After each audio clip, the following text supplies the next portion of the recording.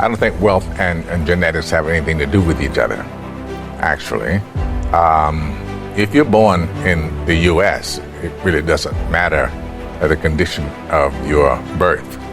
What matters is what you inherit from your nurturing, from your environment, whether or not you're going, I'm just from the standpoint of having been born with little.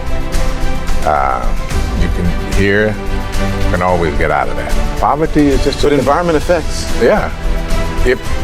Say you're born as one of the untouchables in India, there you are. And if you're born into the super rich, there you are.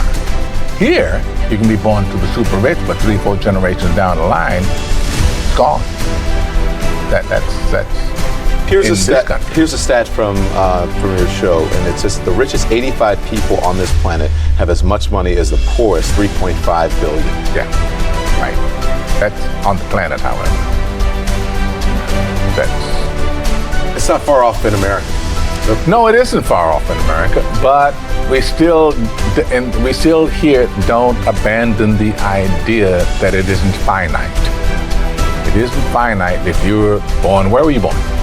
Me? Yeah. Baton Rouge, Louisiana. Baton Rouge General Hospital. There you go.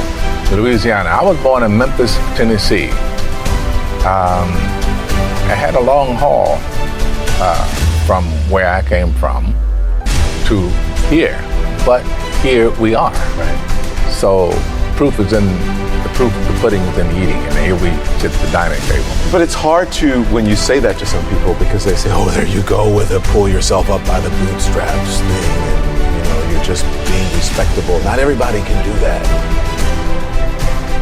Well, everybody can. Everybody doesn't. Courage is the key to life itself.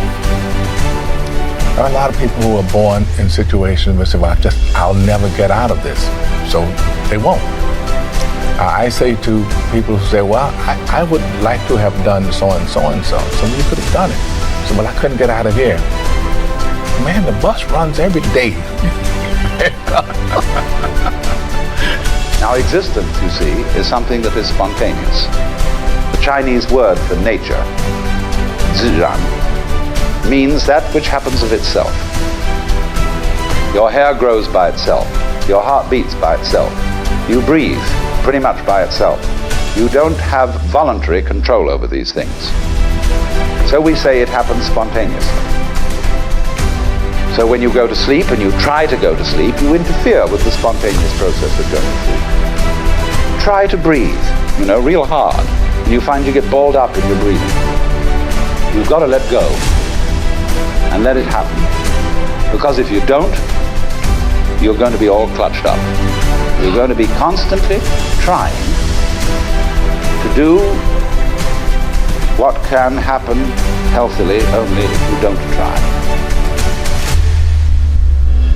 But we have a strange anxiety in us that if we don't interfere, it won't happen. And that's the root of an enormous amount of trouble. But the basis of it all is this.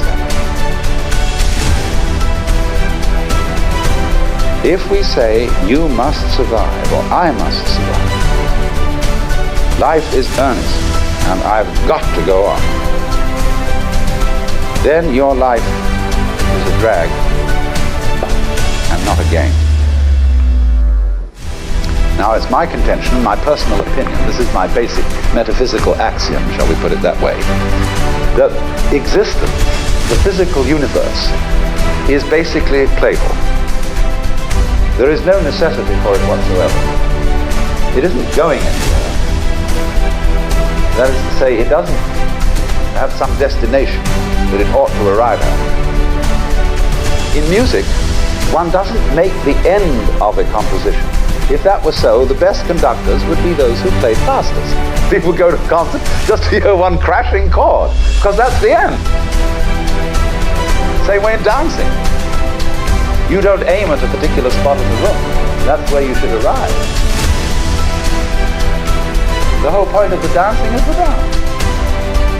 Running at 40%, most of us. You know, because we're half in and half out. And it's not surprising, because life is difficult. It's like, well, what if you were 90% in, or 95% in, or all in? Because you're all in anyways, right? It's a life and death game. No one gets out of this. Everyone dies.